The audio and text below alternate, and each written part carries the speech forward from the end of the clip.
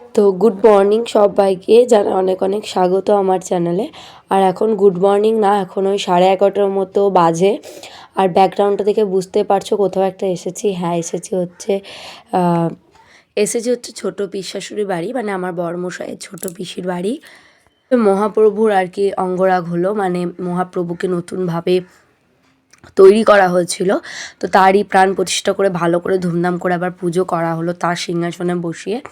তো সেজন্য আমি আর আমার বরমশাই এসেছি, আর আমার জেঠ শাশুড়ি জেঠুরা কালকে এসেছিলো। আমার শাশুড়ি শ্বশুর কেউ আসেনি।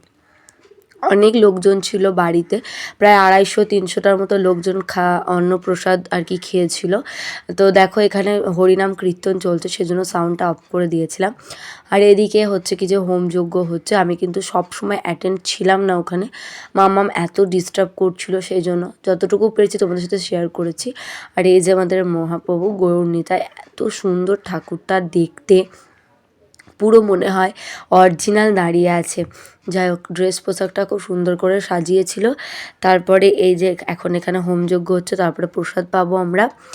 আর মামামকে হচ্ছে কি যে প্রসাদ আগেই খাইয়ে দিয়েছি, ও খেতে পারেনি খুব একটা, তাও খাইয়ে দিয়েছি। তারপর ওকে হচ্ছে কি যে ঘুম পাড়িয়েছি। তো সেই জন্য এখন এই ফাঁকে এলাম তোমাদের সাথে এটা শেয়ার করতে। আর যিনি এই যে এই পাশে, মানে যিনি হলুদ রঙের আর কি চাদরটা মাথায় নিয়ে আছেন, তিনি হচ্ছে আমার বড় ভাসুর, মানে ছোটো পিসশাশুড়ির বড় ছেলে। তো সেই জন্য। আর এদিকে দেখো এত লোকজন, কীর্তন হচ্ছে এখানে, কিন্তু সবাই প্রসাদ পাবে, গোটা পাড়ার লোককে বলা হয়েছিল। আর তোমাদের সঙ্গে বাড়ি থেকে কোনো ভ্লগ স্টার্ট করতে পারিনি, অনেক খিচিবিচির মধ্যে দিয়ে ছিলাম। তারপর দেখো আরতি শুরু হয়ে গেছে, তো ভাবলাম এখান থেকেই ব্লগটা নয়তো স্টার্ট করি, যতটুকু পারবো ততটুকু তোমাদের সাথে একটু একটু করে শেয়ার করব। আর এই যে ইনি হচ্ছে আমার ছোটো পিসশাশুড়ি, এত ভালো মনের মানুষ ওনাদের বাড়ি গেলে আমার একদম আসতে ইচ্ছা করে না। ওনারা এত ভালো মনের মানুষ, আর এত ভালোবাসে আমাকে।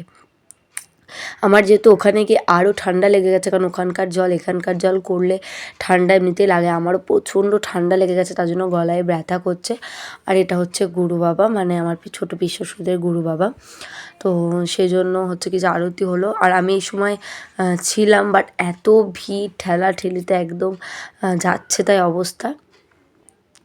তো এদিকে সবাই হচ্ছে কি যে তাপ নিচ্ছিল। আর এটা হচ্ছে আমার বড় পিসশাশুড়ি, উনিও হচ্ছে কি যে দাঁড়িয়েছিল এখানে। আর দেখতেই পাচ্ছ এই জায়গায় গেলে না মনটা আলাদা রকম একটা হয়ে যায়। আর এটা হচ্ছে আমার ছোটো পিসশাশুড়ির মেয়ে। তারপরে চলে এলাম সন্ধেবেলায়, সন্ধে বলতে হ্যাঁ সন্ধেবেলায়, এখন ওই 5:30 বাজে। আর শীতকালে 5:30 মানে কিন্তু সন্ধেবেলা। আর আমরা সবাই বসে বসে একটু বাওয়াল করছিলাম, মানে সবাই মিলে একসঙ্গে হয়েছিলাম। আর আমি একটু আগে ঘুম থেকে উঠলাম, আমার শরীরটা আবার ভালো লাগছে না, কেন জানি না, খুব সেলাইয়ে যন্ত্রণা করছিল। তারপরে দেখো সবাই মিলে বসে আছে, আর জেঠুকে সবাই নিয়ে হাসাহাসি করছিল। তাহলে তোরা তো চিৎকার করিস না, সাউন্ডটা আমি অফ করে দিলাম। আর এদিকে দেখো মামাম সোনা ওলট পালট খাচ্ছে, দেখতেই পাচ্ছ। তো চলো ভ্লগটা দেখতে থাকো, আশা করি অনেক ভালো লাগবে। আর ও কিন্তু কারো কাছে যেতে চায় না, কারো কাছে যেতে চায় না। হ্যালো গাইস, এটা আমাদের বাড়ির সবথেকে বদমাশ লোক। কুমার টুরুলা বাসে বাড়ি বৌমা গো,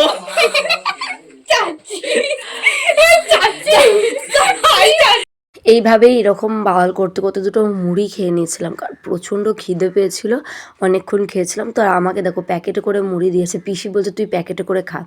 তো যাই হোক, ব্লগটা এই পর্যন্ত, সবাইকে বাই, দেখা হবে নতুন ব্লগে।